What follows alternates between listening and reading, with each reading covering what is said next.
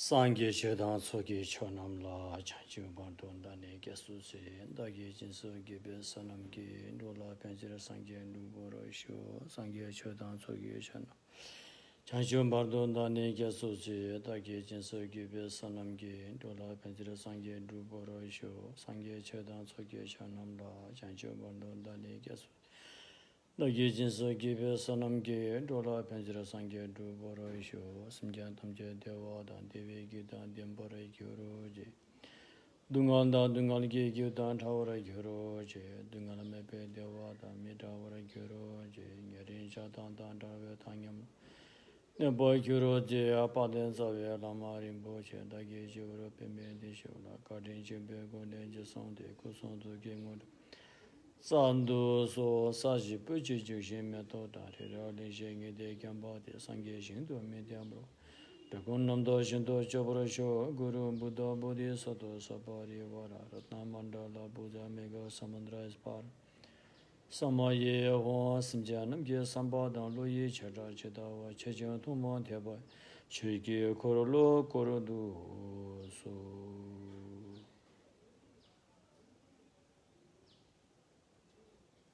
संपूर्ण प्राणीको हित र कल्याण त सम्य सम्बुद्धि ज्ञान प्राप्त गर्ने मनसायको साथमा सद्धम्म त्यसमा सुनिदिनु हुन विनम्र अनुरोध गर्दछु।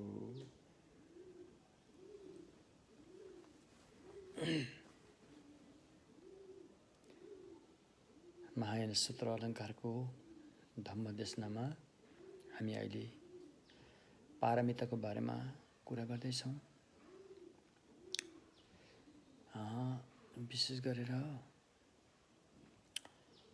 भगवानको सम्यक मार्गमा सम्यक दृष्टिको ठुलो भूमिका रहेको पाइएको छ र सम्यक दृष्टिसम्म पुग्नुको लागि हामीले मिथ्या दृष्टिको बारेमा पनि बुझ्न नितान्तै जरुरी छ। तसर्थ यो सम्यक दृष्टिमा पुग्नुको लागि मिथ्या दृष्टि चाहिँ अब यो मिथ्या दृष्टि पनि दुई किसिमको छन्। एउटा व्यावहारिक हिसाबको मिथ्या दृष्टि अनि एउटा चाहिँ दार्शनिक हिसाबको मिथ्या दृष्टि हामीले भन्न सक्छौँ। व्यावहारिक हिसाबको मिथ्या दृष्टि भन्नाले चाहिँ अब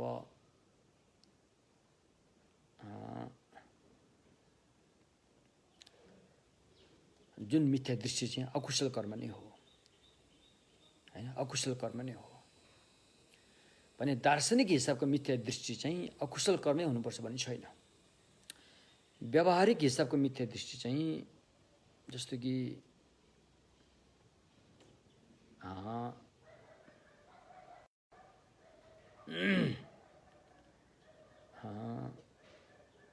व्यावहारिक हिसाबको मिथ्या दृष्टि चाहिँ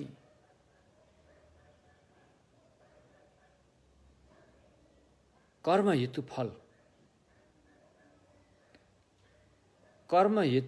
फल प्रतिको भ्रमबाट उब्जेको हुन्छ हैन। कर्म हेतु फल प्रतिको भ्रमबाट उब्जेको हुन्छ।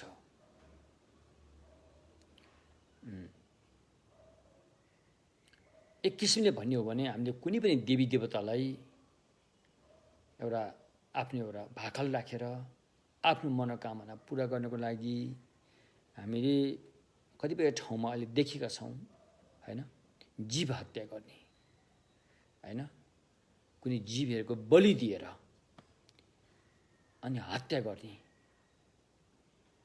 त्यो देवी देवताको आस्था मानेर उनलाई चढाएपछि ऊ खुसी हुन्छ। ऊ खुसी भएपछि तपाईको अनुरोध तपाईको बिन्ती उसले स्वीकार्छ अनि त्यो उसले पुरा गर्छ किनकि ऊ सर्वशक्तिमान हो भन्ने खालको सोचहरूबाट चाहिँ अनि उसले चाहिँ सुरुमा त उसले त अब पशु प्राणीहरू हत्या गर्नबाट सुरु गर्छ। निमुख पशु प्राणीहरू हत्या गर्दै गएपछि उसको माग पनि बढ्दै जान्छ। माग बढ्दै गएपछि अब जुन आस्था राखेको देवी देवता के छ अब त्यसबाट अनि सजिलोसँग माग पुरा हुन नसकेपछि ऊ यति हदसम्म जान्छ कि मानव हत्याको बलि गर्नेसम्म पनि जान्छ। र सुरुमा उसले अन्य मानवहरूको हत्या गर्न सक्छ, बलि दिन सक्छ। त्यति पनि नपुगेपछि आफ्नै बालबच्चा धरि पनि हत्याको एउटा चाहिँ के भन्छ बलिको को रूपमा चाहिँ उसले चाहिँ प्रयोग गर्छ। यता कता हामीले सुन्दै पनि आइरहेका छौँ अहिले पनि। त्यसकारण यस्तो किसिमले आफ्नो माग चाहिँ अरूको जीवन हत्या गरेर दिएपछि मेरो इच्छा पुरा हुन्छ भन्ने खालको सोच, यस्ताहरू चाहिँ व्यावहारिक हिसाबले चाहिँ मिथ्या दृष्टि भनेर भगवानले आज्ञा भयो। त यो खालको मिथ्या दृष्टि चाहिँ पाप र पुण्य दुई मध्ये पापमै राखियो, यसलाई चाहिँ पाप भनिन्छ भन्ने एउटा कुरो भयो। अब अर्को कुरो चाहिँ दार्शनिक हिसाबले मिथ्या दृष्टिलाई चाहिँ एउटा शाश्वत अन्तसँग सम्बन्धित मिथ्या दृष्टि भने अर्को चाहिँ उच्छेद अन्तसँग सम्बन्धित मिथ्या दृष्टि। र यो खालको मिथ्या दृष्टि चाहिँ सबै अकुशलै हुनुपर्छ भन्ने छैन। कतिपय शाश्वत अन्त मिथ्या दृष्टिहरू चाहिँ भएर पनि कुशल कर्म गर्नेहरू छन् हैन। अब उच्छेद अन्त मिथ्या दृष्टि भनेको चाहिँ कर्म हेतु फलका कुराहरू यहलोक यो चोलाको लागि मात्रै सीमित राखेर स्वीकार्नु, त्योभन्दा परको कुरालाई अस्वीकार गर्नु। जस्तो यो चोलामा कर्म गरेर अर्को चोलामा फल पाक्छ भन्ने कुरामा चाहिँ अस्वीकार गर्नु भन्ने कुरो भयो हैन। अहिले पनि हामीले भन्ने गरेका छौँ कतिपय व्यक्तिहरूले यो जीवन मात्रै हो अर्को जीवन छैन भनेर भन्ने गरेका छन्। कतिपय वैज्ञानिकहरूले पनि यसतर्फ स्वीकार गरेको पनि देखिन्छ। यो किसिमको चाहिँ भगवानको सम्यक मार्गमा चाहिँ यसलाई मिथ्या दृष्टि नै मानियो हैन। भगवानको पालामा पनि यो भगवानसँग शास्त्रार्थ गर्ने को लागि आएका 6 जना तीर्थीकहरू अधिकांश यो पनि यस्तै खालको दृश्यहरू थियो उनीमा, पुरानो काश्यप, मक्खली, गोसाल भन्ने लगायत। अनि शाश्वत अन्त मिथ्या दृष्टि भनेको चाहिँ यो जीवनमा चोला जो छ यो त नश्वर छ, यो त अनित्य छ, तर एउटा अविनाशी भन्ने एउटा छ। चाहे तपाईँलाई त्यसले जे भन्नुहोस्, चाहे तपाईँलाई त्यसले आत्मै भनेर नाम दिनुहोस्, जे भन्नुहोस्, र अविनाशी भन्ने कुरो चाहिँ हामीसँग छ। यो चाहिँ यो चोला यहाँबाट मरेर गएपछि अनि यसले चाहिँ अर्को जिनिसमा पनि यसको यसले लिन्छ, अर्को चोला लिन्छ। तर यो स्वयं बदलिँदैन, यो त जस्ताको तस्तै हो, अविनाशी हो, यसको परिवर्तन हुँदैन। तर चोला चाहिँ परिवर्तन हुन्छ र यसले चाहिँ चोला फेर्दै फेर्दै फेर्दै जान्छ। फेरेर सर्दै सर्दै सर्दै चोला फेर्दै फेर्दै फेर्दै जान्छ भन्ने कुरा आयो। र यो खालको दृष्टिलाई पनि भगवानको सम्यक दृष्टिको हिसाबले यसलाई मिथ्या दृष्टि नै मानियो। त्यसकारण भगवानको पालामा थुप्रै किसिमका मिथ्या दृष्टिहरू भएको पाइन्छ र यी सारा मिथ्या दृष्टिहरूलाई समग्रमा भन्दाखेरि चाहिँ एउटा चाहिँ उच्छेद वादको मिथ्या दृष्टि र एउटा चाहिँ शाश्वतवादको मिथ्या दृष्टि भनिन्छ। र यी मिथ्या दृष्टिहरूको जन्जाल बन्धनबाट निस्केर अनि हामीमा चाहिँ सम्यक दृष्टि हुन जरुरी छ। त्यस्तो किसिमले हामीले बुझ्दै जाँदाखेरि अब भगवानको सम्यक दृष्टि का कुराहरू कहाँबाट आयो त भन्दाखेरि चाहिँ एउटा भाषा प्रयोग भएको छ, यसलाई प्रतीत्य समुत्पाद भनिन्छ। प्रतीत्य समुत्पादबाट नै सम्यक दृष्टिको चाहिँ सुरु हुन्छ। अब यो प्रतीत्य समुत्पाद हामी धेरै टाढा नजाउँ, यो हामीसँगै भएको पञ्चखण्ड रूप वेदना संज्ञा संस्कार विज्ञान स्कन्द अरे यी 5वटा डङ्गुर, 5वटा थुप्रा, 5वटा खण्ड चाहिँ कसरी चलिरहेको छ त भन्दाखेरि भगवानको सम्यक दृष्टिको हेराइमा यो प्रतीत्य समुत्पादको नियमबाट चलिरहेको छ भनिन्छ। यो 5वटा खण्ड मात्रै होइन कि बाह्य जगत, हिमाल, पहाड, समुद्र, विश्व ब्रह्माण्ड, सारा यी तत्त्वहरू पनि प्रतीत्य समुत्पादकै नियमबाट चाहिँ चलेको हुन्छ भन्ने कुरा चाहिँ सम्यक दृष्टिले जान्दछ। र अहिलेका ती दुईटा दृष्टिले मिथ्या दृष्टि किन भनियो त भन्दाखेरि उसले यो जान्दैन, उसले यो प्रतीत्य समुत्पादबाट चलेको कुरा उसले जान्दैन। यो नजान्नाले ऊ कुनै एउटा अन्तमा फसेको हुन्छ, या त ऊ शाश्वत अन्तमा फसेको हुन्छ या त ऊ उच्छेद अन्तमा फसेको हुन्छ। जबसम्म उसले यो प्रतीत्य समुत्पादको नियम जान्दैन ऊ तबसम्म नै फसि नै रहन्छ। तसर्थ आजभन्दा 2500 वर्ष पहिला भनौँ न, मोटामोटीको हिसाब छ अहिले, शाक्यमुनि जब आउनुभयो अनि उहाँले चाहिँ अनि यो सम्यक दृष्टि प्रतीत्य समुत्पादको नियमलाई चाहिँ उहाँले चाहिँ बढाउनु भयो होइन, बताउनु भयो। जसलाई अहिले हामीले धम्मचक्र, धम्मदेशना चाहिँ भन्ने गरेका छौँ। र योभन्दा पहिला उहाँले यो बताउनुभन्दा त्यति समयमा शीलका कुराहरू, ध्यानका कुराहरू प्रशस्तै थिए, नभएका होइनन्। शीलका शिक्षा, ध्यानका शिक्षाका कुराहरू थिए, अहिले पनि छन्, कतिपय ठाउँमा प्रयोग भएको छन्। तर त्यहाँ प्रज्ञा, सम्यक दृष्टिसँग सम्बन्धित प्रज्ञा चाहिँ लोप भइसकेको थियो। जुन पहिला थियो, कुनै बेला थियो, यो संसारमा थियो।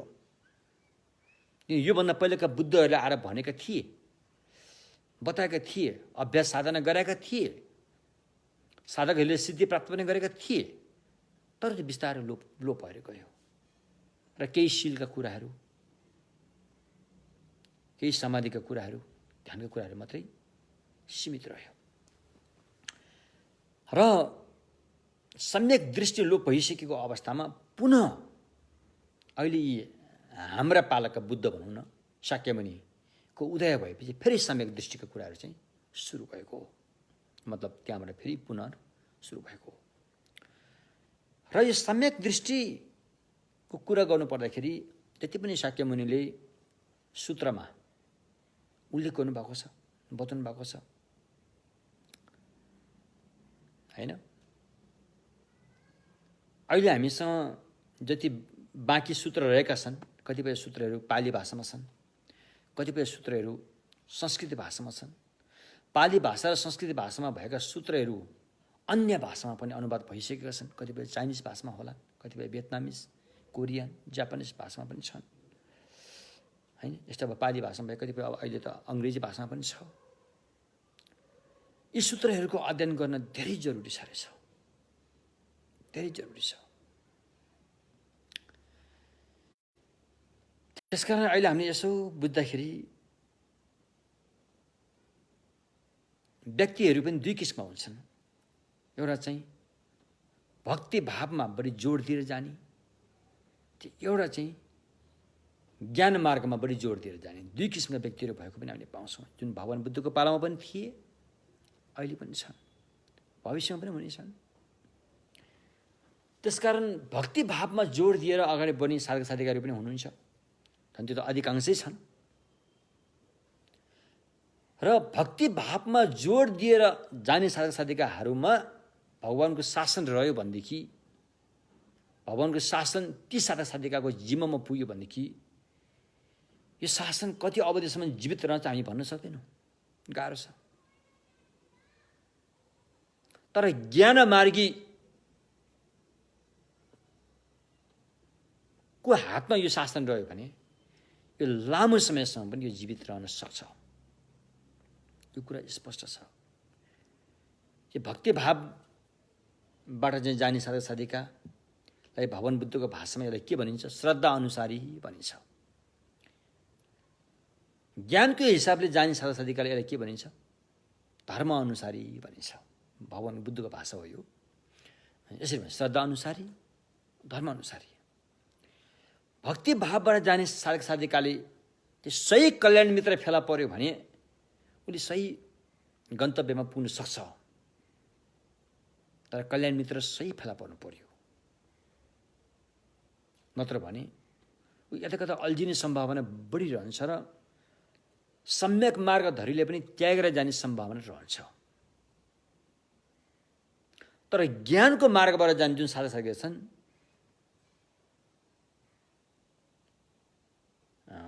कल्याण मित्र अलिक तलमाथि खालको परे तापनि उसले आफ्नो विवेक विचारलाई प्रयोग गरेर कल्याण मित्र धरीले पनि सच्याएर लान सक्छ। उसले चेलाले गुरुलाई सच्याउन सक्छ, त्यो खुबी राख्छ। त्यसले भनिन्छ श्रद्धा अनुसारी। उसले हरेक कुराको कारण खोज्छ, किन, कसो, के कारणले, हरेक कुराको कारण खोज्छ र अनि ऊ अगाडि बढ्छ।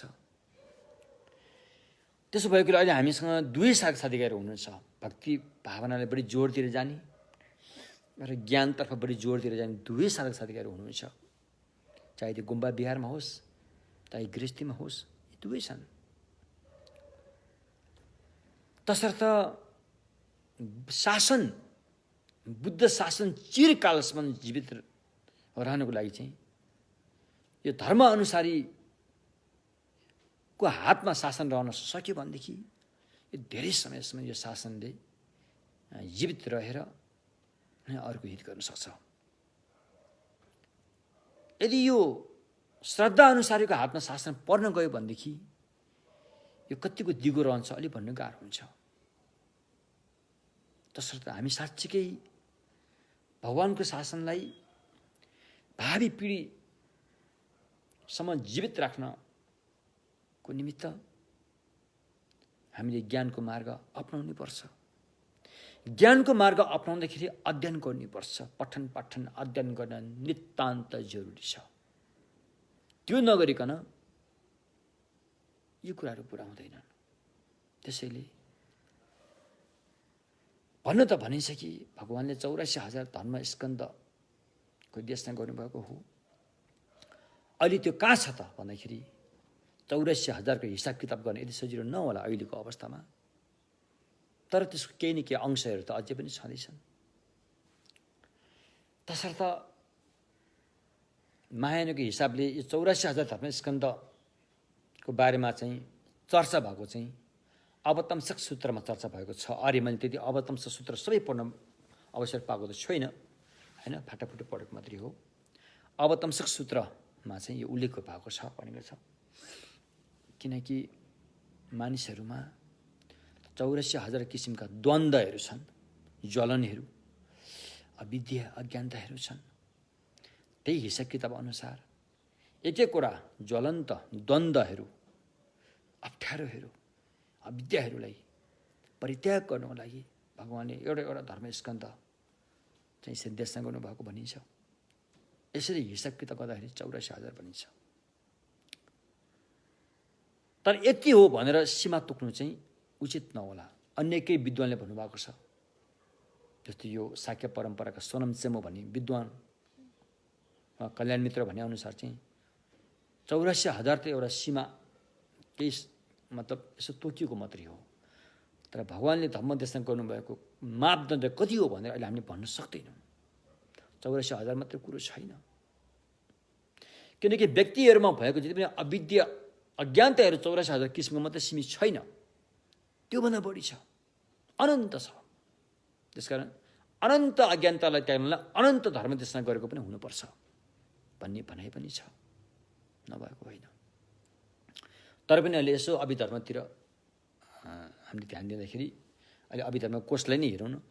अभिधर्म कोषमा भने छुकी फुपु घेटिक द भनेपछि 80,000 धर्मस्कन्ध होइन।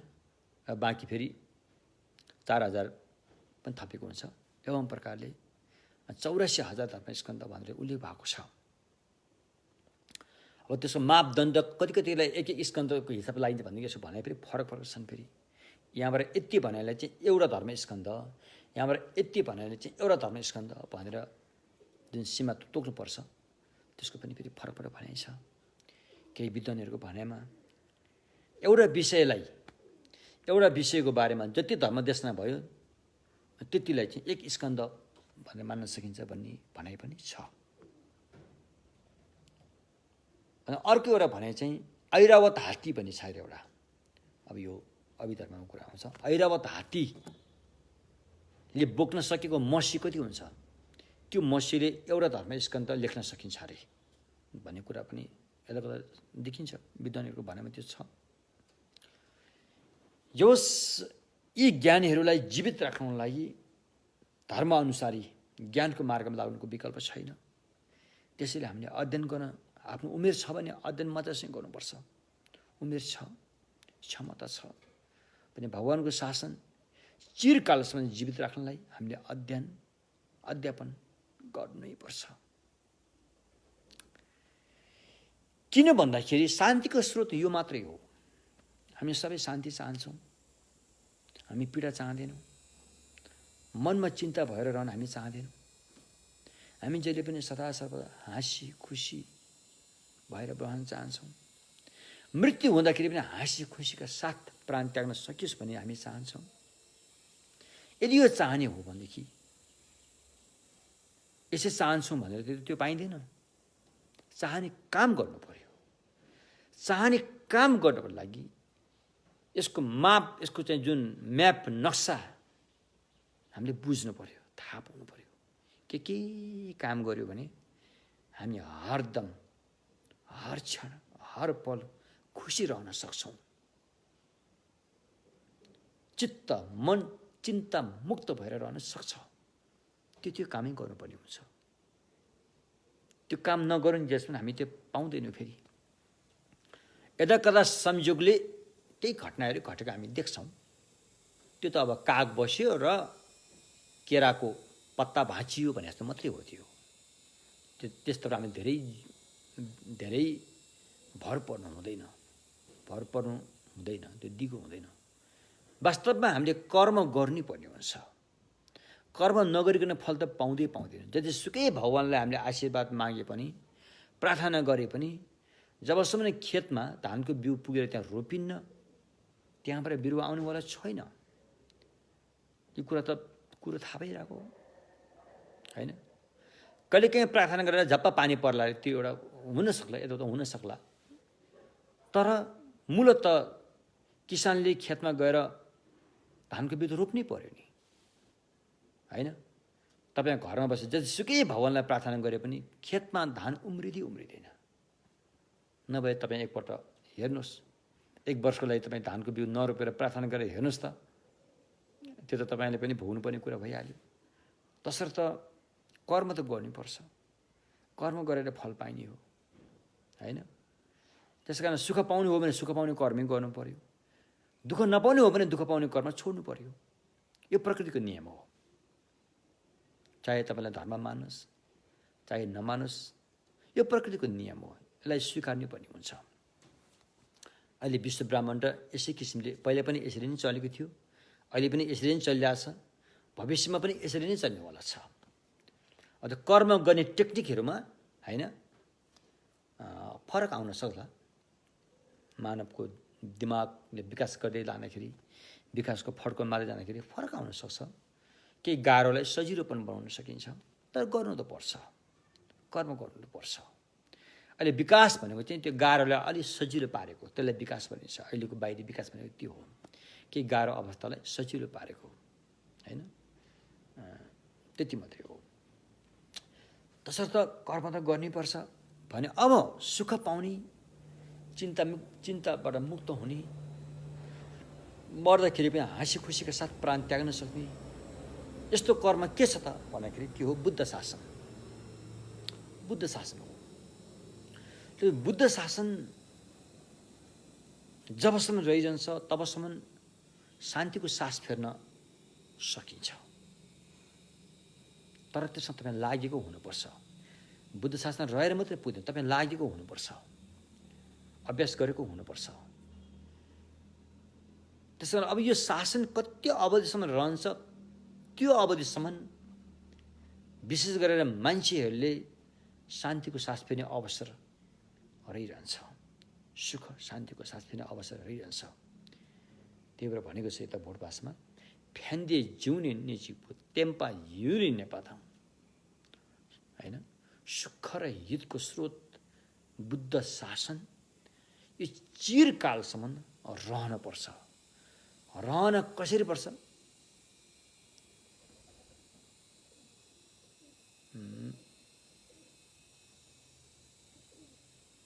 सम्मानका साथ रहनुपर्छ, ससम्मानका साथ रहनुपर्छ, तब मात्रै यो रहेको हुनेछ।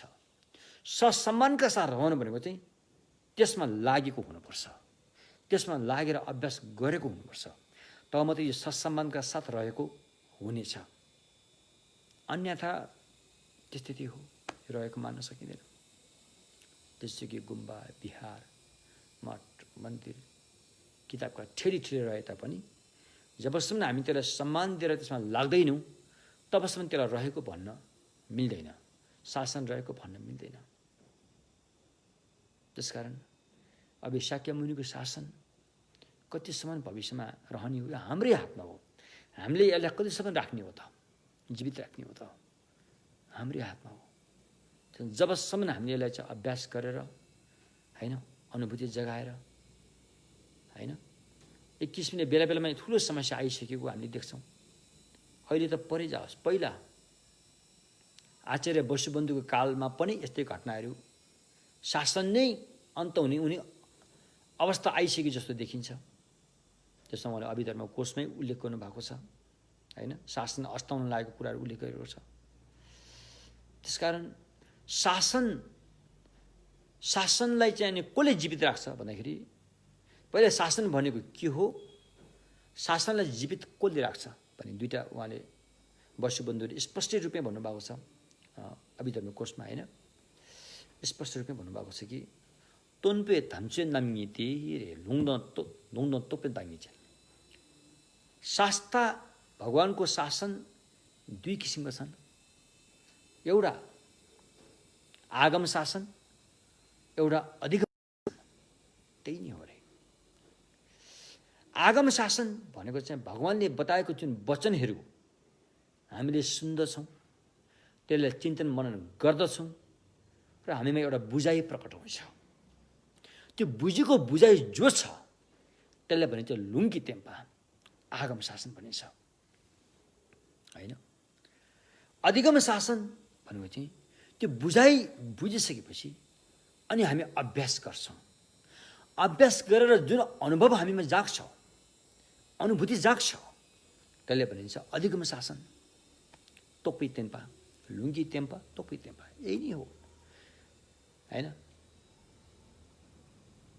सुनेर र चिन्तन मनन गरेर बुझेको बुझाइ एउटा बुद्धको शासन त्यो पनि हो।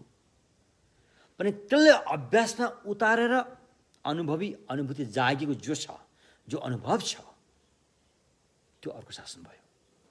यो दुईटा शासन हो।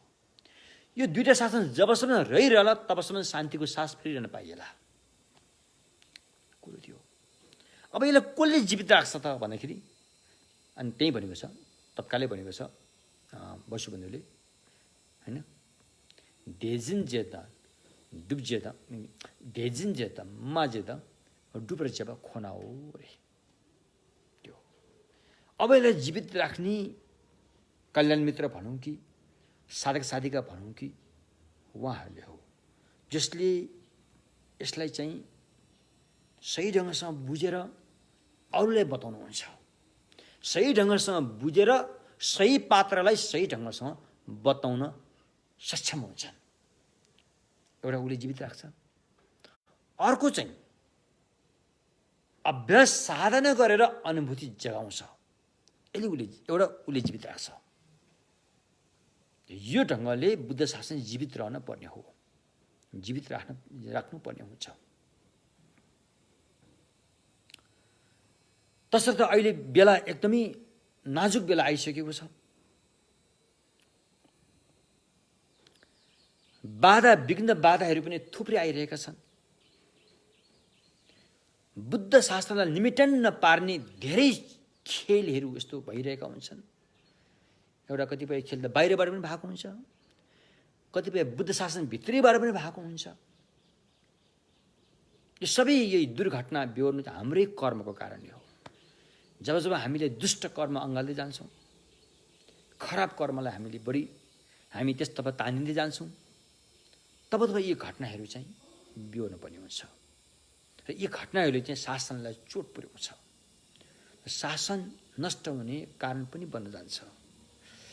त्यसकारण हामीले धेरै बुद्धि पुर्याएर, बेलामै बुद्धि पुर्याएर हामीले यो बुद्ध शासन भविष्यका कर्णधारसम्म हामीले पुर्याउन सक्नुपर्छ।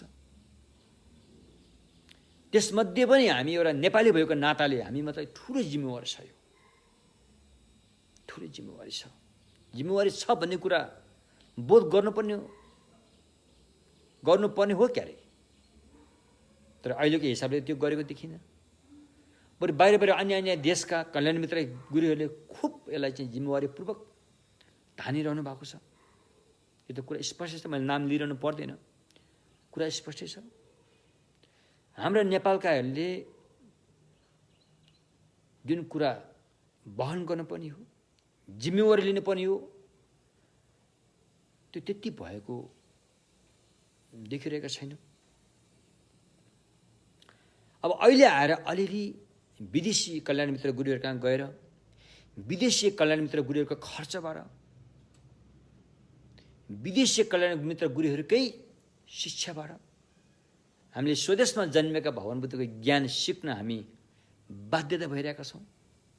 ती महान कल्याण मित्र गुरुहरू हाम्रो लागि एउटा उदाहरणै हुनुहुन्छ। उहाँहरू हामीमाथि ठुलो कृपा, ठुलो गुण लाउनु भएको छ। त्यो गुण त हामीले तब मात्रै फर्काउन सक्छौँ जबकि हामी नेपालीहरूले यो ज्ञानलाई चाहिँ जीवित राख्न सक्षम हुन्छौँ। तब मात्रै हामीले यो गुण फर्काउन सक्छौँ। तसर्थ अहिले जे एउटा झिनो अवस्थामा भए पनि नेपालमा भगवानको शासन जीवितै छ भनेर मान्नुपर्ने हुन्छ। झिनो अवस्थामा भए तापनि, झिनो अवस्था भनेको मतलब हामी नेपालीहरू यतिसम्म पनि भन्न पछि पर्दैनौँ कि बुद्ध शासन छ नि, खोइ हामीले स्वयम्भूलाई भत्काएको छैन, बौद्ध भत्काएको छैन, त्यसैले यहाँ बुद्ध शासन छ नि भन्नसम्म पनि अब बाध्यता विवश भइरहेको अवस्था छ, होइन?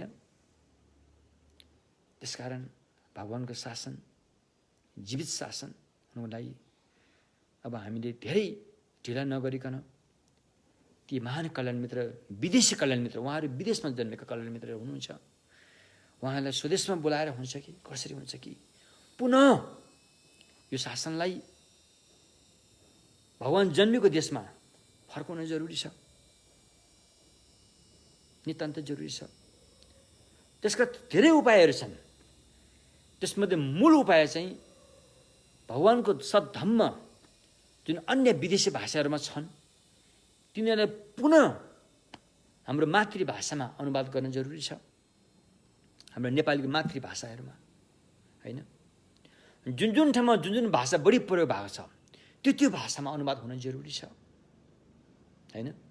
अहिले पर्वतीय नेपाली भाषादेखि लिएर अन्य हाम्रो मातृभाषा थुप्रै छन्। अब समस्या कहाँ छ भन्दाखेरि हाम्रा भावी पिँढीहरूले ती मातृभाषाहरू कतिको जीवित राख्न सक्छन् त?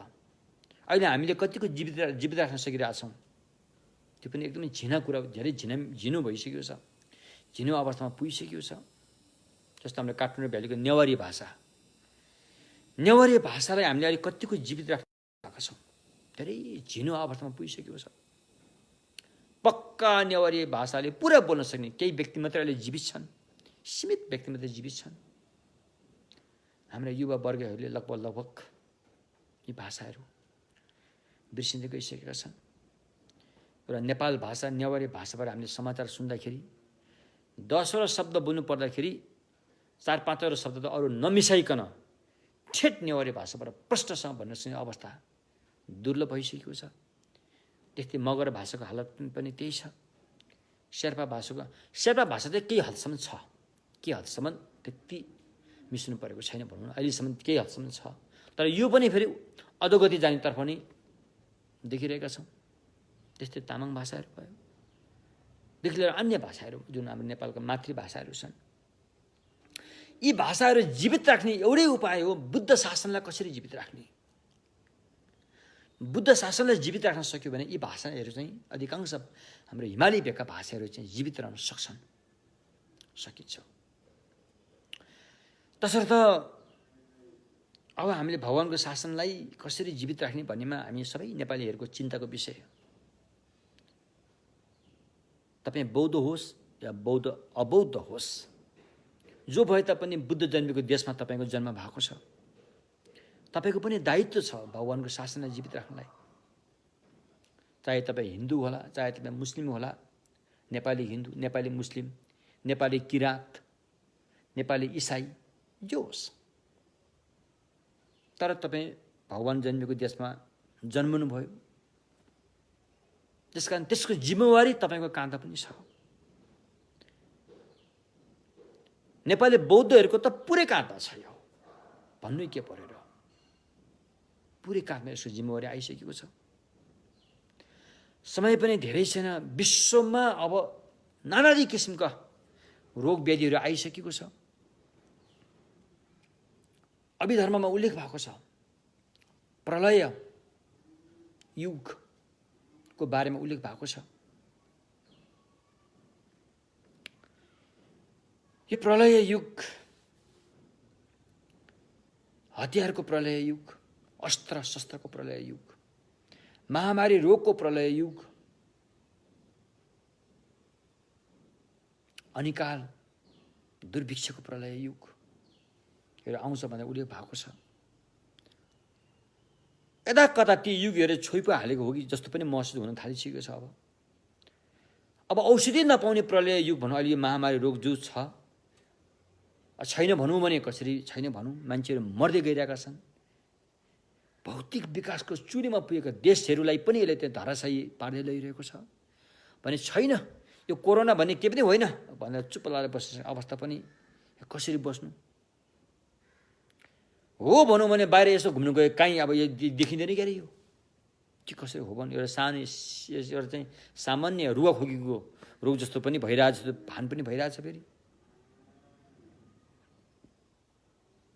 20औं शताब्दीमा जुन अस्त्रको होडबाजी चल्यो, त्यो अस्त्र युग भनौँ न, त्यो चाहिँ भइसक्यो। अब यो महामारी रोग, त महामारी औषधि उपचारै नहुने महामारी रोग आएपछि आर्थिक त धराशयमा गइहाल्छ होइन। जब आर्थिक धराशयमा गइसकेपछि अनिकाल त आइहाल्यो, त्यहाँबाट अनिकाल युग त सुरु भइहाल्यो। यस्तो एउटा जटिल अवस्थामा हाम्रो चोला अहिले रहेको छ। अब हामीले एक मानवमा एक आपसमा एउटा दाजुभाइ दिदीबहिनीको भावना आउन जरुरी छ, नजिकको भावना आउन जरुरी भइसक्यो। एक आपसमा मनमुटाव, ईर्ष्या, डाहा, लोभ, रिसलाई पन्छाएर अब मानव चोला ध्वस्त हुने जस्तो अवस्था आइसक्यो जस्तो हामीलाई भान भइरहेको छ। त्यसकारण अब हामीले एक आपसमा मिलेर रहनुको विकल्प छैन, किनकि हामी एउटै जहाजभित्र छौँ। त्यो जहाजको पल्लो छेउमा पल परेको छ भने ओल्लो छेउमा बस्ने व्यक्ति निर्धक्कसँग बस्न मिल्दैन। उसको ज्यान पनि त्यत्तिकै जोखिममा छ जतिको पल्लो छेउको पल परेको ठाउँको मान्छेको ज्यान जोखिममा छ। तसर्थ यी कुराहरूलाई मनन गरेर अब हाम्रो यो कठोर मनलाई कोमल बनाउन जरुरी छ। त्यसलाई भगवानले देशमा गर्नुभएको जुन करुणा, मैत्री, करुणाको भावना जगाउनुको विकल्प छैन। अब हामीलाई भगवानको शासनको एकदम आवश्यक परिरहेछ। यहाँ विशेष गरेर मानवलाई यो भगवानले सिकाएको शासनको एकदमै आवश्यक परिचयको देखिन्छ। अब त्यसकारण यो मैत्री भावना दान छ भने तब मात्रै हामीले अरूलाई निर्धक्कसँग मद्दत दिन सक्छौँ, सेवा दिन सक्छौँ, होइन? यो मैत्री करुणाको भावना हामीसँग छैन भने अरूलाई मद्दत गर्न खोजे तापनि त्यहाँ स्वार्थ हुन्छ, त्यहाँ आफ्नो नाम अगाडि आओस् भन्ने किसिमको चाहिँ स्वार्थ लुकेको हुन्छ। निष्पक्ष ढङ्गबाट हामीले अरूलाई मद्दत दिइरहेको हुँदैनौँ। दिन थाले तापनि गर्न थाले पनि एउटा नाटकीय ढङ्गबाट गरिरहेको जस्तो भान भएर जान्छ। त्यसरी अहिले हामीलाई भगवान शाक्यमुनिले सिकाएको यो मैत्री करुणाको नितान्त आवश्यक छ। त्यो अवस्था आइसक्यो। अब हामीले अपनाउन आवश्यक छ, हाम्रा भावी पिँढीहरूलाई सिकाउनु आवश्यक छ। त्यसको लागि पनि बुद्ध शासन जीवित रहन आवश्यक छ। तसर्थ यी सारा कुराहरूलाई ख्यालमा राखेर अब यो जुन यो महायान सूत्र अलङ्कारले पनि यही भन्दैछ, मैत्री करुणाको विकास कसरी गर्ने। यो विकास गरेमा विकास हुने चिज हो, किनकि यो मनसँग सम्बन्ध राख्छ। भौतिक चिजबिजहरूको विकास चाहिँ सीमित हुन्छ, आफ्नो एउटा सीमा हुन्छ, त्यहाँबाट उता जान सक्दैन, त्यहाँबाट फर्किनेको विकल्प हुँदैन। तर यो मानसिक विकास चाहिँ यसको सीमा हुँदैन। यो जति विकास गरे उति अनन्तसम्म भएर फैलिएर जाने विकास हो यो। र मैत्री करुणाको भावना पनि यो मानसिकसँग सम्बन्धित सद्गुणहरू हुन्। र यसलाई हामीले विकास गर्न सक्यो भनेदेखि यो चाहिँ अनन्तसम्म विकास गरेर लान सकिन्छ।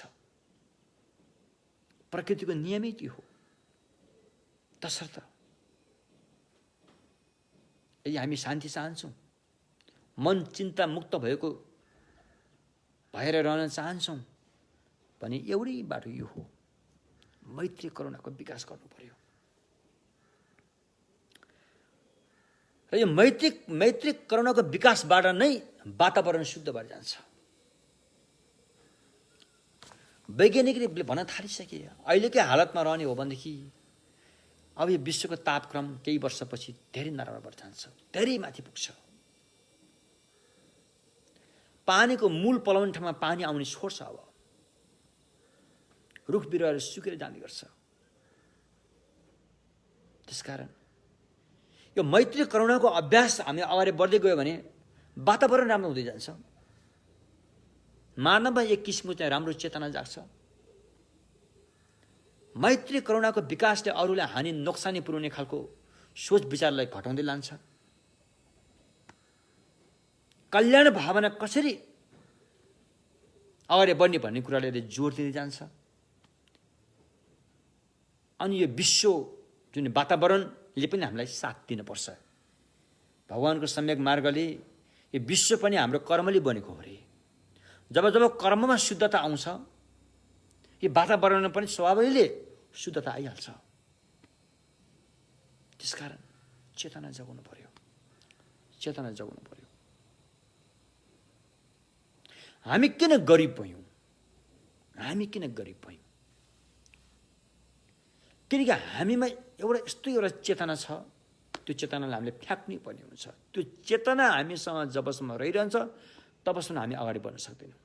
त्यो चेतना भनेको एउटा घरमा 12 जना परिवार छ भने एउटै मान्छेको कमाइ खाएर अनि बस्न खोज्नु, त्यो एकदमै खतरा चेतना हो, नराम्रो चेतना हो।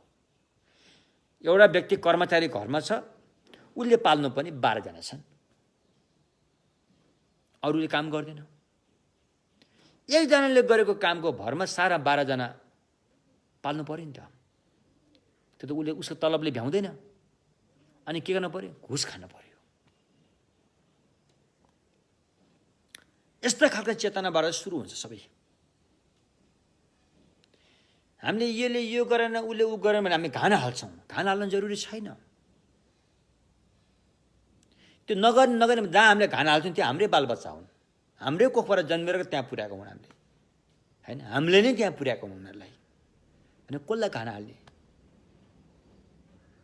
उता घान हाल्ने कि हामी आफैलाई घान हाल्ने? त्यसकारण जबसम्म यो चेतनामा परिवर्तन आउँदैन यी घटना त घटि नै रहन्छ। हामीले ल तपाईँ त्यहाँ जानुहोस् भनेर पुर्याएको व्यक्तिलाई त्यहाँ पुगिसकेपछि तँलाई भनेर हात उठाएर हुन्छ। त्यसकारण त्यहाँ पुर्याउनुभन्दा पहिले हामीले त्यो व्यक्तिलाई सक्षम बनाउनुपर्छ, अनि त्यो व्यक्ति त्यहाँ पुर्याउने हो, अनि त्यसले काम गर्छ। जब हामीले चाहिँ असक्षम व्यक्तिलाई चाहिँ डोर्याएर लिएर त्यहाँ पुर्याइसकेपछि त्यसले गरेन उसले गरेन भनेर पुग्छ, हुँदैन। उसको त भन्ने ठाउँ छ, मलाई यहाँ पुर्याएको तैँले होस् क्यारे भने उसको त भन्ने ठाउँ छ। त्यसकारण जबसम्म हामीले हाम्रो परिवारलाई आफ्नो खुट्टामा उभ्याउने हैसियतको हामी बनाउँदैनौँ, तबसम्म डाडु पुर्याउनु एकजनाको हातमा रहन्छ, तबसम्म यो घटना त घटि नै रहन्छ। तसर्थ हामीले बेलामै बुद्धि पुर्याएर अब हाम्रो मनमा मैत्री करुणा जगाउनको विकल्प छैन, यो जगाउनुपर्छ। त्यसकारण आचार्य तन्द्रकृतिले त यहाँसम्म भन्नुभएको छ कि उहाँको एउटा ग्रन्थमा मङ्गल उच्चारण नै भन्नुभएको छ उहाँले। सम्मा सम्बुद्ध आर्य बोधिसत्व अरहतहरू अनागामी सकृतागामी श्रोतापन्नहरूलाई मङ्गल उच्चारणमा चाहिँ स्थान नदिएर करुणालाई स्थान दिनुभएको छ। हेर्नुहोस् है, करुणालाई स्थान दिनुभएको छ। सारा ती महान व्यक्तिहरू करुणाबाटै उत्पत्ति हुन्छन्। यदि करुणाबाटै उत्पत्ति हुन्छन् भने करुणालाई ढोक किन नगर्ने, पहिलो स्थान किन नदिने? सुरु त करुणाबाट हुँदो रहेछ। करुणा पवित्र मायाबाट, पवित्र प्रेम, पवित्र मायादायको भावनाबाटै सुरु हुँदो रहेछ राम्रो कुरा त। त्यसकारण उहाँको लेख एउटा ग्रन्थ छ माध्यमिक अवतार, त्यसमा उहाँले मङ्गल उच्चारणमै पहिलो स्थान करुणालाई दिएको छ। पहिलो स्थान मात्र होइन, दोस्रो स्थान पनि उहाँलाई करुणालाई नै दिनुभएको छ, तेस्रो स्थान पनि उहाँले करुणालाई नै दिनुभएको छ, होइन? काङ्ग्रेस चाहिँ ग्यावे लोतो फुन्चौती भने यस्तो जुन शब्द छ। त्यसकारण मान्छे जब सक्षम बन्छ, सुरुवातमा पनि करुणाको नै भूमिका ठुलो भएको हुनुपर्छ, बिचमा आएर पनि करुणाकै भूमिका ठुलो भएको देखिन्छ, अन्तिम त्यो पुग्ने बिन्दुमा पुग्दाखेरि पनि करुणाले नै त्यहाँ त्यो भूमिका निभाइरहेको हुन्छ।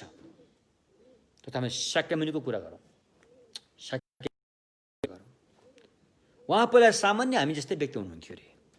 उहाँ पहिले भगवान् भएको, जुन अहिले अन्यहरूमा यस्तो भन्छ नि उहाँ भगवान् माथि काँते छ भन्छ नि, त्यस्तो खालको होइन।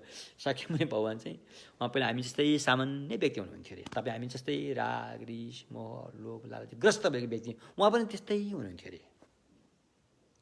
त कुनै दिन त्यहाँ एउटा जस्तै एउटा घटना घट्छ जुन घटनाले उहाँको जीवनमा हलचल ल्याइदिन्छ, झकझकाइदिन्छ। त्यो घटना उहाँको जीवनमा घट्छ, होइन? हामीमा पनि कहिलेकाहीँ यता ती घटनाहरू घट्छन्। त्यही घटनाहरू अहिपछि घट्दाखेरि महत्त्व हुँदैन, त कुनै यस्तै बेलामा त्यही घटना घट्यो भने हाम्रो जीवनलाई हलचल ल्याउँछ, हाम्रो जीवनै परिवर्तन गरिने खालको अवस्थामा पुर्याइदिन्छ।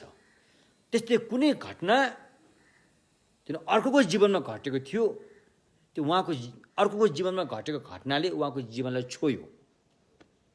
त्यहाँदेखि अनि उहाँको चाहिँ सुरु हुन्छ, करुणाको विकास सुरु भएको हो नि त। उहाँको मनमा करुणा प्रस्फुटित भएर आउँछ, होइन? सुरुमा बिउ उहाँले त्यसरी रोप्नुभयो।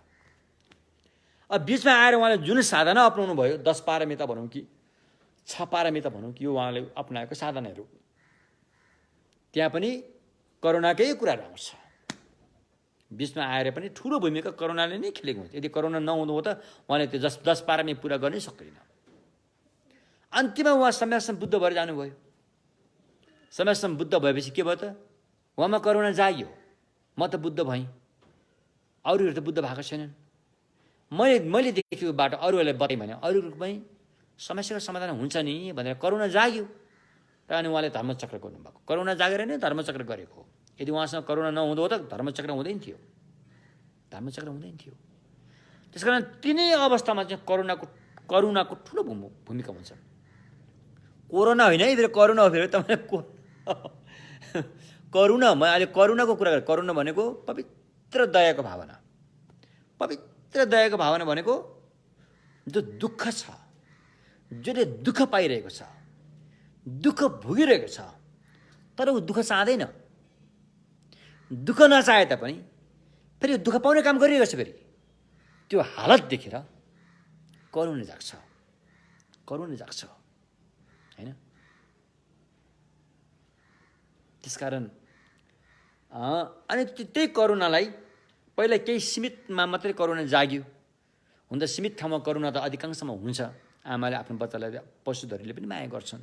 त्यो सीमित करुणा त हुन्छ, तर त्यो सीमितको घेराबाट बाहिर आउँछ करुणा। जब करुणा विकास हुन्छ, त्यो सीमितको घेराबन्दीबाट, साङ्ग्रोपनबाट बाहिर आउँछ। बाहिर आएपछि त्यो फैलिँदै जान्छ। त्यो त मनको सद्गुण हो। त्यो त अनन्त फैलाउन सकिन्छ। त्यो त भौतिक चिज त होइन। भौतिक कुरा भए पो यति माथि उफ्रेपछि त्यहाँबाट माथिमा उफ्रिन सक्दैन भन्ने हुन्छ। यो त मनको कुरा हो। जति विकास गरे उति तान्ने जाने हो। अनि उहाँले यसलाई फैलाउँदै जब पूर्ण रूपमा निष्पक्ष रूपमा यो फैलियो, निष्पक्ष रूपमा आकाशसम्म फैलिएपछि त्यो बुद्ध भयो, त्यो शुद्ध भयो। कुरो त्यसो। त्यसमा त्यो सारा कुरा अहिले हाम्रो मनमा पनि त्यो क्षमता छ अरे। त्यसले भन्छ बुद्ध हुने बिउ हामी सबैसँग छ अरे। किनकि धेर थोर करुणा त हामी सबैसँग छ होइन। थोरै करुणा छ नि, त्यसमा के कुरा मिसाएर मात्रै त्यसलाई चाहिँ दुर्गन्धित पारेको मात्रै हो। छन् त छ नि, करुणा छ नि। दुःखबाट उम्किने चाहना त छ नि। त्यो करुणाकै कारणले भएको हो नि त। सुख पाउने चाहना त छ नि, त्यो करुणाकै कारणले भएको हो नि त। तर त्यो केवल सीमित ठाउँमा भयो, साङ्ग्रो ठाउँमा खुम्चिएर बस्यो। कमलको फुल पवित्र सफा भए तापनि एउटा कुनामा बस्यो भने त्यसको मतलब भएन, त्यो त्यत्तिकै सकिन्छ। हामीसँग भएको करुणा पनि त्यसलाई तानेर विशाल हुने खालको थियो, तर हामीले सीमित ठाउँमा खुम्च्याएर राख्यौँ। त्यसकारण हामीहरू गरिब भयौँ भन्नुको कारण चाहिँ के त भन्दाखेरि हामीले सबैको डाडु पुन्यौँ चाहिँ आफ्नै हातमा लिन खोज्यौँ। त्यसरी गरिब भएको हो। सबैको डाडु पुन्यौँ। मेरो परिवारलाई पनि म एक्लैले पाल्ने जस्तो भयो। आफन्तहरू पनि मेरै कारणले रहनु जस्तो भयो। जहाँ त्यहाँ आफ्नै त्यो भएको हुनाले चाहिँ समस्या बढ्दै गयो। त्यो सबैको माग पुरा गर्नलाई त तपाईँको तलबले भ्याउँदैन, तपाईँले गरेको खेती किसानको त्यति मात्रै भ्याउँदैन। अनि त्यहाँबाट बढी चाहिने भयो। अनि बढी खोज्नु पर्यो। अनि बढी खोज्नलाई, राम्रो काम गरेर बढी पाउनलाई त धेरै समय लाग्छ। अनि छिटोसँग बढी पाउनलाई चाहिँ गलत काम गर्नु पर्यो। अनि त्यहाँबाट मान्छेले गलत काम गर्न पुग्छ। कुरो त्यस्तो भएको हो, अरू केही भएको होइन। जब तपाईँको मनमा भगवानले सिकाएको करुणा उत्पत्ति हुन्छ, त्यो त छिटो काम गरेर पाउने खालको सोच चाहिँ हटेर जान्छ। बुझ्नु भएन के तपाईँले? थोरै काम गरेर धेरै पाउने एक किसिमले भनौँ न, इच्छा, आकाङ्क्षा, लोभ, लालच चाहिँ चकनाचुर भएर जान्छ। किनकि तपाईँले त्यो करुणा तपाईँमा छ भने तपाईँले सबैको लागि सोच्नुहुन्छ, सबैको लागि सोच्नुहुन्छ। त्यसरी एउटा चरोले आफ्नो सबै चल्लाहरूलाई सोध्छ, उसले त्यति सोध्नुहुन्छ। अनि त्योबाट घुस खाएर उता दिने, त्योबाट घुस खाएरले भन्ने कुरै हुँदैन। त्यहाँबाट कुरै हुँदैन। घुस भन्ने त नामै हुँदैन त्यहाँ। त्यस्तो भएर जान्छ। त्यसको लागि भगवानको शासन जीवित रहन सक्नु पर्यो, जीवित राख्नु पर्यो होइन। यति भन्दै अब हामी मूल विषयमा जाउँ, महायान सूत्र अलङ्कारमा। र महायान सूत्र अलङ्कारमा अहिले हामी 6 पारमिताको बारेमा कुरा गर्दैछौँ। 6 पारमिता भनेको आफू कसरी सक्षम हुने होइन, आफू सक्षम कसरी हुने, यसको लागि भगवानले 6 पारमिता बताउनु भएको छ। दानको अभ्यासबाट हामी सक्षम हुन सक्छौँ। शीलको अभ्यास गरेर हामी सक्षम हुन सक्छौँ। त्यो चाहिँ सहनशीलता, वीर्य, ध्यान, प्रज्ञाबाट हामी सक्षम हुन सक्छौँ। हामी सक्षम तब हुन्छौँ जब हामी हर पल, हर क्षण खुसीका साथ रहन सक्छौँ। हाम्रो मनमा कुनै पनि बेला चिन्ता आउन सक्दैन। त्यति बेला हामी सक्षम भइसकेपछि हाम्रो मनमा चिन्ता कहिले आउँदैन। जस्तो सुकै परिस्थितिको सामना गर्नु पर्यो पनि मनमा चिन्ता हुनेवाला छैन, मन बेखुसी हुनेवाला छैन। मन त खुसीका साथ रहन सक्षम हुन्छ। हामी त्यसरी रहन सक्नु पर्यो। तपाईको घर होला, मोटर कार होला, हातमा 2 पैसा होला, अधिकार होला, तर तपाईँ चिन्तित भयो भने त्यो भएको के फाइदा? त्यो भएको कुरोले त्यहाँ काम गर्न सकेन, त्यहाँ। जब तपाईँ खुसीका साथ रहन सक्नुहुन्छ भने ती सारा चिज भएर त्यसले काम गर्यो, काम लाग्यो। जसकारण हामी हर हमेशा खुसीका साथ रहन सक्नु पर्यो। त्यो कसरी रहने? अहिले भर्खर खुसी थियो, खुसियाली थियो, एकछिन हामी दुःखी भयौँ। ल हेर्नुहोस् त, खुसी कसरी छिनिन्छ, कसरी दुःखी भयो? जब त्यो प्रतिकूल कुरा हाम्रो सामान्य आइपुग्छ, हामी खप्न सक्दैनौँ। हामीसँग सहनशीलता एकदमै कमजोर छ। जब सहनशीलता कमजोर भइसकेपछि खुसीमा कायम रहन कसरी सकौँला? सहन त हामी तब सक्छौँ जब हामीमा करुणा पैदा हुन्छ। अब्बल करुणा पैदा भइसकेपछि अनि हामी सहन सक्छौँ। सहन सकेपछि हामी खुसीका साथ रहन सक्छौँ। हरेक परिस्थितिको हामीले सामना गर्न सक्छौँ। धन सम्पत्ति, यश ऐश्वर्य, सम्मान, मान त्यसुकै माथि होस् न, हामी सहन सक्छौँ। हामी मातिनेवाला छैनौँ। त्यो भएर हाम्रो घर नहोला, पैसा नहोला, सम्मान नहोला, केही नहोला, हामी सहन सक्छौँ। हामी आत्तिदैनौँ। हामीसँग करुणा छ। त्यसकारण करुणाको ठुलो भूमिका रहेछ। मानव चोला पाएर खुसीका साथ रहन नसक्नु त्यो पशुभन्दा पनि तल्लो स्तरको गरिन्छ। बरु पशुहरू एकदमै केही पशुहरू त खुसीसँग रहन्छन्, केही पशुहरू केही समयको लागि भए पनि हामी जस्तो चिन्तित हुँदैन उनीहरू, होइन? आरामसँग जीवन बिताउन सक्यो देखिन्छ। तर हामी त्यो लेभलभन्दा पनि तल्लो लेभलमा पुगिरहेका हुन्छौँ। हेर्नुहोस् त, मानव भएर। त्यस कारण हामी जहिले पनि खुसी रहन सक्नु पर्यो। खुसी रहन तपाईँ तब सक्नुहुन्छ जब तपाईँको जीवनमा आइपर्ने अप्रिय घटनाहरूको सामना गर्न तपाईँ सक्षम हुनुहुन्छ। तब मात्रै तपाईँ खुसी रहन सक्नुहुन्छ। होइन भने खुसी रहन्छु भन्दा खुसी रहन सक्दैन। जब हामी त्यो परिस्थिति झेल्न पुग्छौँ, हामी फेल खाइहाल्छौँ, चिप्लिहाल्छौँ। रिसको ठाउँमा रिस आइरहेको हुन्छ, लोभको ठाउँमा लोभ आइरहेको हुन्छ, मोहको ठाउँमा मोह आइरहेको हुन्छ, ईर्ष्याको ठाउँमा ईर्ष्या, डाहको ठाउँमा डाह, घृणाको ठाउँमा घृणा, असन्तुष्टको ठाउँमा असन्तुष्ट आइरहेको हुन्छ। के हामी फेल खाइरहेको हुन्छौँ, चिप्लिरहेको हुन्छौँ। त्यो कसरी भन्दाखेरि हामीसँग भएको करुणा जुन थियो, बुद्धको बिउ जो छ, त्यसलाई हामीले घेराबन्दी गरेर सीमित रूपमा हामीले प्रयोग गर्न थाल्यौँ। सीमित रूपमा साङ्गुरो पारेर। त्यसले गर्दाखेरि सारा समस्या बिहोर्नु परिरहेको हो। हिन्दी भाषामा तमन्ना भन्ने शब्द छ, इच्छा, आकाङ्क्षा। यो मलाई भइदियो हुन्थ्यो। हामीले आफन्तको पालन पोषण गरेको किन भन्दाखेरि यो आफन्तले त मलाई हेर्ला नि भनेर इच्छा, आकाङ्क्षा त्यहाँ पनि प्रयोग भएको हुन्छ।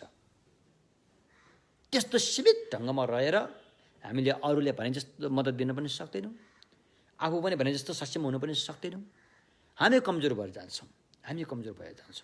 अरूले केही मद्दत दिउँ गर्न खोजे तापनि अरूले त्यहाँ तपाईँको विरुद्धमा केही बोल्यो भने तपाईँ निराश भएर गइहाल्छ। जब अरूले तपाईँलाई हौसला बढाउँछ तब मात्रै तपाईँ अगाडि बढ्न सक्छ। त्यस्तो परिस्थितिमा त्यो दिगो हुँदैन। अरूको हौसलाको भरमा परेर अगाडि बढ्ने दिगो हुँदैन त्यो। तर यहाँ भगवानको सम्यक मार्गमा तपाईँमा करुणा जब प्रस्फुटित हुन्छ, त्यति बेला तपाईँलाई अरूले हौसला दिइरहनु पर्ने जरुरी पनि छैन। अरूले निन्दा गरेर तपाईँ पछाडि हट्नुवाला पनि छैन। तपाईँले त सच्चाइ जानिसक्नुभयो, सच्चाइ थाहा पाइसक्यो, प्रकृतिको नियम बुझिसक्यो। त्यस्तो हुनुको लागि पवित्र करुणा हामीमा उत्पन्न गर्नु पर्यो, जुन पहिला कहिले पनि उत्पन्न भएको थिएन, अब उत्पन्न गर्नु पर्यो। यदि उत्पन्न भएको छ भने त्यसलाई विकास गर्दै लानु पर्यो, कुरो त्यो। त्यसैले अब त्यो किसिमको करुणा पैदा हुनुको लागि अभ्यास गरेर आफू सक्षम हुनुको लागि अनि भगवानको सम्यक मार्गमा 6 पारमिता बताइयो होइन, दान, शील, शान्ति, प्रिय, ध्यान, प्रज्ञा। अब यिनै 6 पारमितालाई विकास गर्दै लानको लागि चाहिँ अनि अहिले हामी माया नै सूत्र अलङ्कारमा रहेर त्यही बारेमा हामीले यहाँ हाम्रो कुरा भइरहेको छ।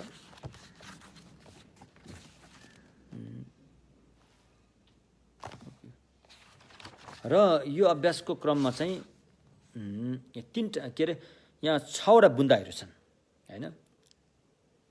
6 पारमिता, पारमी भनेको के हो, यसको पहिचान के हो, पहिला त बुझ्नु पर्यो नि। त्यो काम गर्नु भने पहिला त्यो कामको भलिभान्ति जानकारी त हुनु पर्यो नि त। त्यसैले पारमी भनेको के हो होइन, पारमी भनेको के हो, त्यसको स्रोत के हो, कस्तो खालको विचार सोचबाट त्यो पैदा हुन्छ, त्यो आउने स्रोत के हो, त्यो पनि बुझ्नु नितान्तै जरुरी छ। त्यो आएपछि त्योबाट हामीले के पाउँछौँ, नाफा के पाउँछौँ, त्यो पनि बुझ्न जरुरी छ।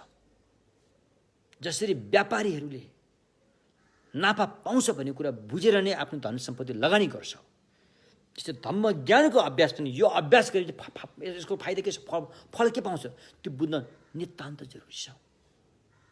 यो सच्चाइ त बुझ्नु पर्यो नि, के फल पाइन्छ यहाँबाट, त्यो जरुरी छ। त्यो पाएपछि यसले के काम गर्छ, काम गर्नु पनि के हो भनिन्छ।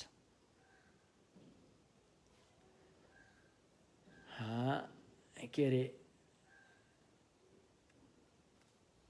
अहिले हामी बौद्ध विश्वविद्यालयबाट उत्तीर्ण भएका विद्यार्थीहरू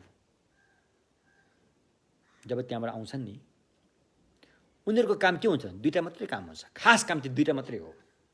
त्यो 2टा काम गर्न सकेन भने मात्रै अरू काम हात हान्ने हो। त्यसलाई भोट भाषामा सेडुप भन्छ, सेपा डुपा, यही 2टा काम हो। सेप्पा भनेको चाहिँ आफूले जानेको ज्ञान अरूलाई सही ढङ्गसँग बताउनु, एउटा काम त्यो हुन्छ उसको जिम्मेवारी। डुपा भनेको उसले चाहिँ साधना गरेर आफू अभ्यासमा उत्रिनु पर्ने हुन्छ, यही 2टा काम हो। अब यो 2टा काम गर्न नसक्नेहरूले चाहिँ अनि कर्मयोग गर्ने हो। कर्मयोग भनेको यो 2टा काम गरेको व्यक्तिलाई आफूले चाहिँ मद्दत दिने हो, आर्थिक हिसाबले होइन, भौतिक को हिसाबले दिनुपर्ने मद्दत दिने काम गरिन्छ। हरेक गुम्बाहरूमा अहिले गुम्बा बिहारमा यही काम हुन्छ। गुम्बा बिहारमा बसेर पढ्नेहरूको काम यही हो। या त उनीहरू त्यहाँ पढाइ लेखाइ भएर सक्षम भएर अरूलाई सिकाउने काम गर्छन्, धम्म देशना काम गर्छन्, दिने काम गर्छन्, या त धम्म देशना कामलाई जोड नदिएर आफू साधना गर्ने काम गर्छन्। कोही व्यक्तिहरू आफू सक्षम भएपछि साधनामा पोख्त भइसकेपछि मात्रै, साधनामा आफूलाई अनुभव जागेपछि मात्रै अरूलाई धम्म देशना गर्ने काम गर्छन्। र यो 2टा काम गर्न नसक्ने भएपछि अनि चाहिँ त्यो गुम्बा बिहारको चाहिँ बाहिरी काम गर्छन् होइन। बाहिरी कामहरू थुप्रै हुन्छ त्यहाँ, त्यसको चाहिँ एडमिनिस्ट्रेसन हेर्ने कामहरू हुन्छ, अनि त्यो काम गर्छन्। गर्ने काम यही हो। तपाईँहरूले सोध्नु होला यो गुम्बामा पढेर यी मान्छेहरू के गर्दा हुन्, यी बिहारमा पढेर यी भन्तीहरू के गर्दा हुन् भनेर सोध्नु होला। यिनीहरूको काम यही काम हुन्छ होइन। यो कामबाट भगवानको शासनलाई थाम्ने काम भइरहेको हुन्छ, भगवानको शासनलाई थाम्ने काम हुन्छ। त्यो थाम्ने काम गर्नेहरूलाई सङ्घ भनिन्छ, सङ्घ, बुद्ध धर्म सङ्घ, सङ्घ भनेको चाहिँ त्यसलाई भनिन्छ। सङ्घले चाहिँ त्यो काम गर्छ होइन। तसर्थ अनि त्यसमा चाहिँ सङ्घले गरिरहेको काममा गृहस्थीहरूको चाहिँ ठुलो हात हुन्छ। त्यो सङ्घ चाहिँ गृहस्थीको हातमा टिकेको हुन्छ, भर परिरहेको हुन्छ। त्यसलाई जिन्दाक भनिन्छ, दानपति भनिन्छ। गृहस्थीहरूले बुद्ध शासन जीवित राख्नलाई आफ्नो छोराछोरी चाहिँ सङ्घमा पुर्याइन्छ।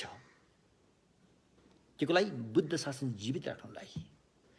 सङ्घमा पुर्याइसकेपछि उसले सङ्घमा पुगेको त्यो व्यक्तिले बाहिरको कुरा नहेरेर एकचित्त भएर पढाइमा घोटेर लाग्छ, अध्ययनमा घोटेर लाग्छ। घोटिन्छ। 1 वर्ष होइन, 2 वर्ष होइन, कयौँ वर्ष, त्यहाँ 20 वर्ष पनि हुनसक्छ, 30 वर्ष पनि हुन्छ, 55 वर्ष पनि हुनसक्छ। यसरी एक आँखा, एक मन, एक तन, एक हिसाबले ऊ लागि पर्छ, समर्पित भएर लागि पर्छ।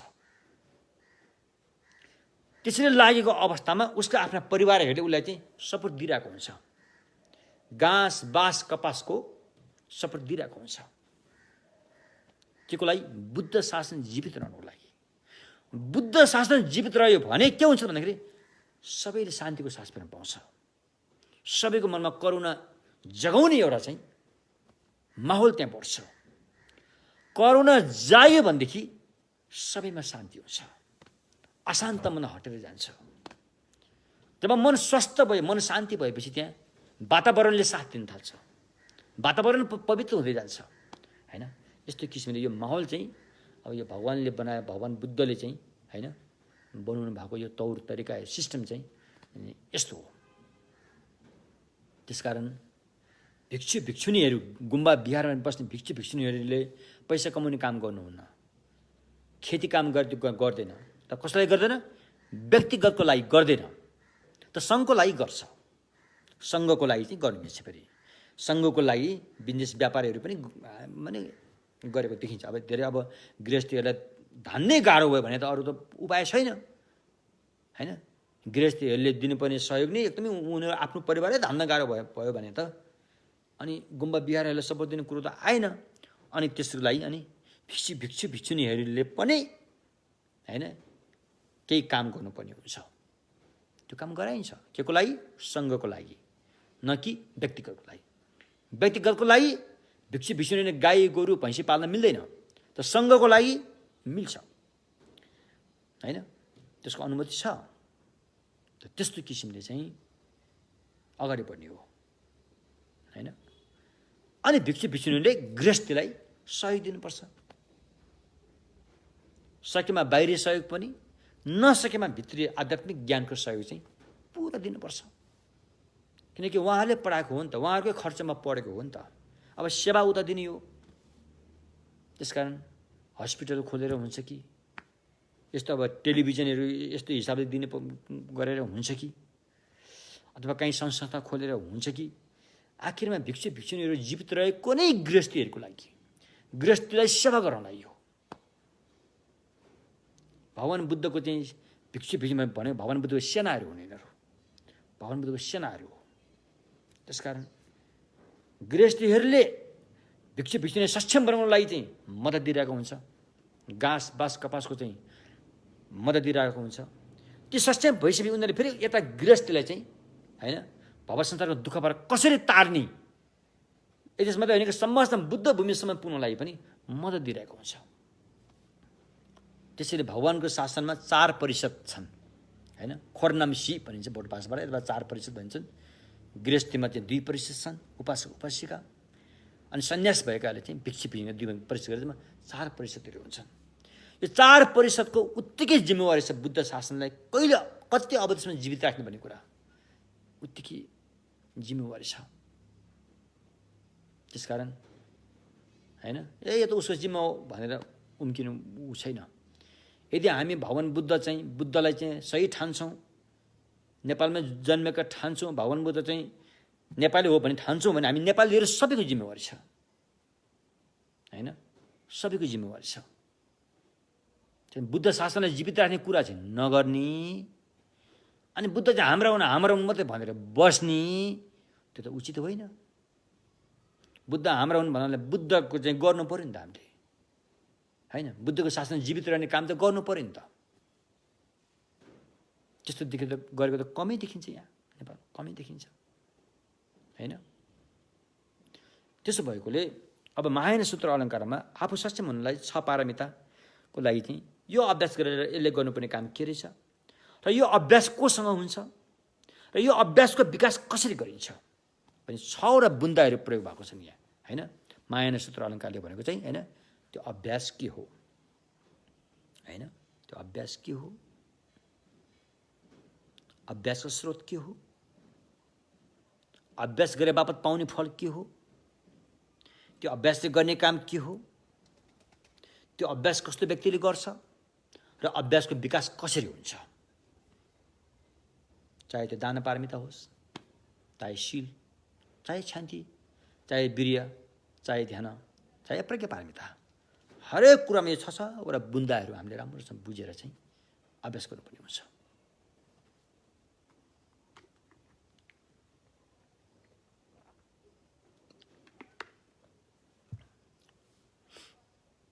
त्यसकारण म यहाँबाट भन्न चाहन्छु, भगवान बुद्धको अनुयायी भएका हाम्रा गृहस्थी दाजुभाइ दिदीबहिनीहरू, तपाईँहरूको बालबच्चाहरू, यो सारा हामी जीवित रहने के को लागि, बुद्ध शासनलाई जीवित राख्नुलाई हामी जीवित रहने हो, त्यतिको लागि हो। बुद्ध शासन जीवित रह्यो भने सबै शान्ति पाउँछ। यो टुङ्ग्यो भने फेरि त्यही हो समस्या। अनि यो टुङ्गेर पनि अरूको हित गरे जस्तो देखिन्छ, उयो करकापले गरेको मात्रै हो। भित्री करुणा आएर निष्पक्ष करुणाको भावले गरेको हुनलाई त यो शासन जीवित रहनुपर्छ। एवं प्रकारले छपारमिता र यस्तो अभ्यासमा हामीले गर्न सक्यौँ भनेदेखि हाम्रो लागि शत्रु पनि के पनि बाँकी रहँदैन, शत्रु पनि बाँकी रहेन, सहनु पर्ने कामै छैन। नसहेर पनि तपाईँ सहेकै हुन्छ। जब शत्रुै रहेन भने कसले सहने? तर जब चोरै छैन भने झ्यालखान किन चाहियो? जब अपराधी छैन भने पुलिस किन चाहियो भने जस्तो जब तपाईँको लागि शत्रुै कोही पनि छैन भने तपाईँले किन सहनु पर्यो? त त्यही नै वास्तविक सहेको हो। जुन जुन तपाईँको शत्रु सकियो तपाईँ सहनमा पास भयो। त्यो भनेको अर्थ के हो त? शत्रुलाई मार्दैन भनेको अर्थ त होइन। बाहिरको शत्रु तबसम्म बन्दै जान्छ जबसम्म भित्रको शत्रु रहि नै रहन्छ। जुन दिन भित्रीको शत्रु सकियो, बाहिरको शत्रु टुङ्ग्यो, सहनशील शान्ति पारमिता भयो।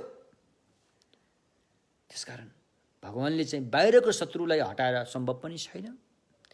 एउटा हटाए दुईटा हुन्छ, दुईटा हटाए चारवटा बन्छ, कहिले सम्भव छैन। भित्रको शत्रु जो छ त्यसलाई हटाउन सक्यो भने बाहिरको शत्रु त सबै मित्र हो, सबै आफन्त, सबै नजिकका। उसले दिएको गाली सबै तपाईँको लागि उपदेश भयो, उसले अपमान गरेको सबै तपाईँको लागि सम्मान हुन्छ, उसले निन्दा गरेको जति पनि शब्दहरू छ तपाईँ त्यो सबै शब्द तपाईँको लागि प्रशंसा भएर जान्छ। शत्रु कहाँ पो रहेर हो? तसर्थ यस्तो किसिमले गर्ने अभ्यास हो, यो धेरै महान अभ्यास हो। हेर्नुहोस् त, यी कुराहरू हामीले पहिले बच्चादेखि पढ्न पाएको भए सबै नभए पनि केही न केही परिवर्तन आउँथ्यो होला नि हामी सबैमा, होइन?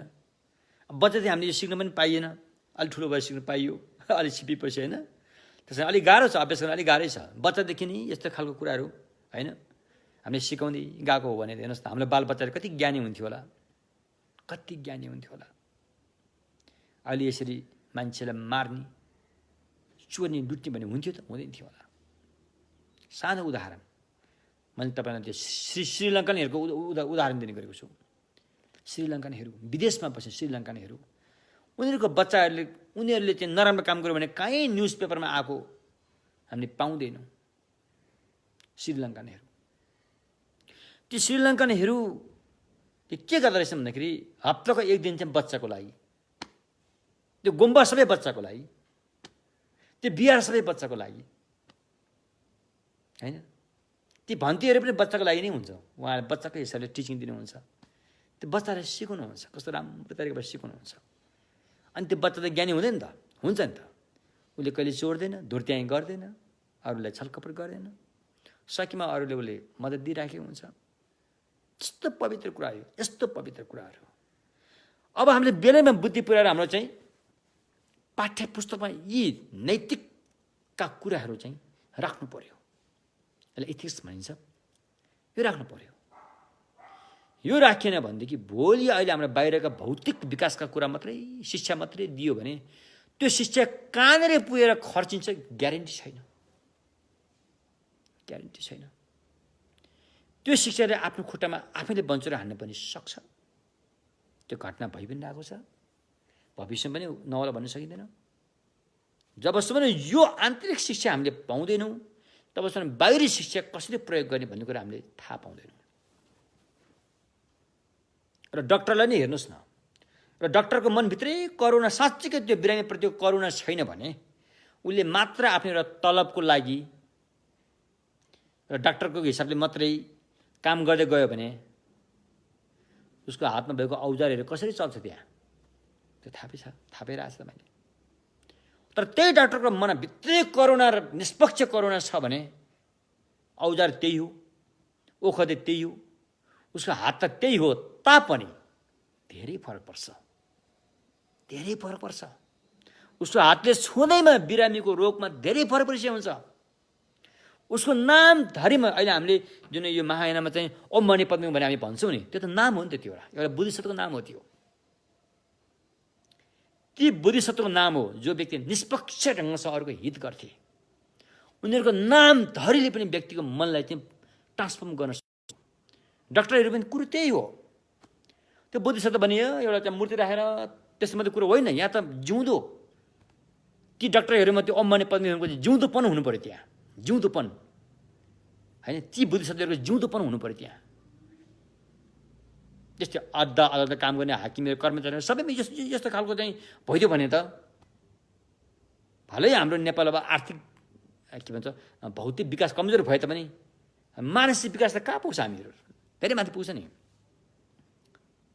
त्यो सबै सम्भव हुने कुराहरू, गरेमा सम्भव हुने कुराहरू हो। त्यसकारण कुरो स्पष्ट छ, कुरो स्पष्ट छ। त्यसैले यी 6 पारमिताहरूको अभ्यास चाहिँ हामीले जो कोहीले पनि गर्न सकिन्छ। यो अभ्यास गर्नलाई तपाईँ चाहिँ बुद्ध शरण गच्छामि भनेर नि जरुरी छैन। तपाईँ एउटा चाहिँ सच्चा मानव भएर जीवनलाई हर पल खुसी राख्न चाहनुहुन्छ भनेदेखि यी कुराहरू अपनाउन सकिन्छ। अरू उपाय पनि छैन, अरू बाहिर किनेर ल्याउने के पनि छैन, त्यस्तो ओखती पनि छैन। यसको लागि ओखती यिनै कुराहरू हुन्। यिनै कुराहरू अपनायो भने सतह होइन त्यो। र यी कुराहरूले हामीलाई के गर्छ? चिनाउँछ। त्यो हामीसँग छ, फेरि हामीसँग भएको कुरो फेरि होइन। दयाको भावना त हामीसँग छ, थोरै होला, छन् त, अलिकति भयो भने दयाको भावना छ, अलिकति भयो भने मायाको भावना छ, अलिकति भयो भने सहनशील भावना। हामी यो त जन्मजातदेखि हामीसँग छ नि त। भलै हामीले त्यसलाई प्रयोग गरौँला, अब एउटा छोटो साङ्गुरो ढङ्गले प्रयोग गरौँ, जहाँ गरौँला, छन् त। त्यसलाई यसले चिनाइदिन्छ र त्यसलाई अलिक विकास गर्दै लाने हो। कुरो त्यति हो। त्यसलाई विकास गर्दै लयो भने मानव हुन्छ। त्यसलाई खुम्चिँदै लयो भने मानव दानव हुन्छ। फरक त्यहीँबाट छुट्यो। तसर्थ एवं प्रकारले हाम्रो केही दिन प्रवचन छुट्यो।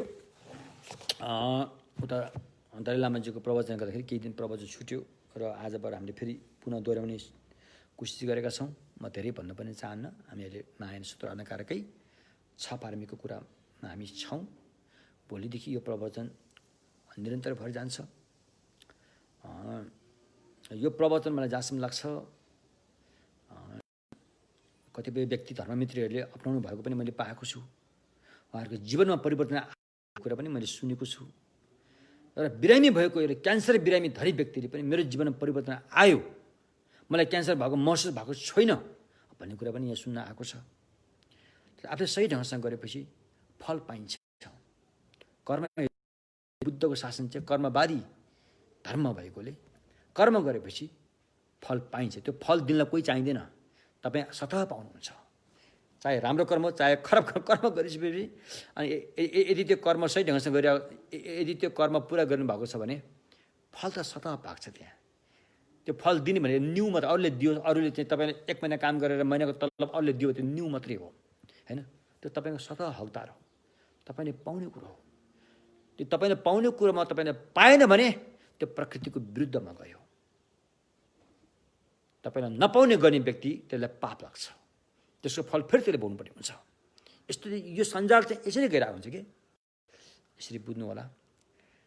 हस् त यति भन्दै आजको धर्मदेशना म यहाँ विश्राम दिन चाहन्छु। केही त्यति बुन्दाहरू उठान गरेनौँ, भोलि पनि हामी गरेछौँ। हामी सकेसम्म सम्यक दृष्टिलाई हामी जोड दिन्छौँ। सम्यक दृष्टिलाई हामी सबभन्दा सुरुमा जोड दिएर जान्छौँ। सम्यक दृष्टि, अनित्य अनात्माका कुराहरूलाई स्पष्टसँग बुझ्न जरुरी छ। यो बुझेर अनि त्यहाँबाट उत्पन्न प्रस्फुटित भएको करुणा चाहिँ त्यसमा पवित्रता आउँछ, त्यसमा रङ आउँछ हैन। त्यसले हामीले सम्यक दृष्टिलाई चाहिँ जोड दिन जरुरी छ, किनभने सारा समस्या चाहिँ मिथ्या दृष्टिबाट आइरहेको हुन्छ। मिथ्या दृष्टिबाट समस्या आउने भएकोले पहिला यो मिथ्या दृष्टिलाई धकेल्नको लागि सम्यक दृष्टि आउन जरुरी छ। हामी त्यसमै जोड दिनेछौँ। हस् त, पुण्य परिणाम गरौँ। सनम दिए थम्जे सिब न्ये थम्ने न्ये बे दाना फम्जे ने केगा नजे बलन ठुबा सिबे छोले डो वा ढोलो वराइसु।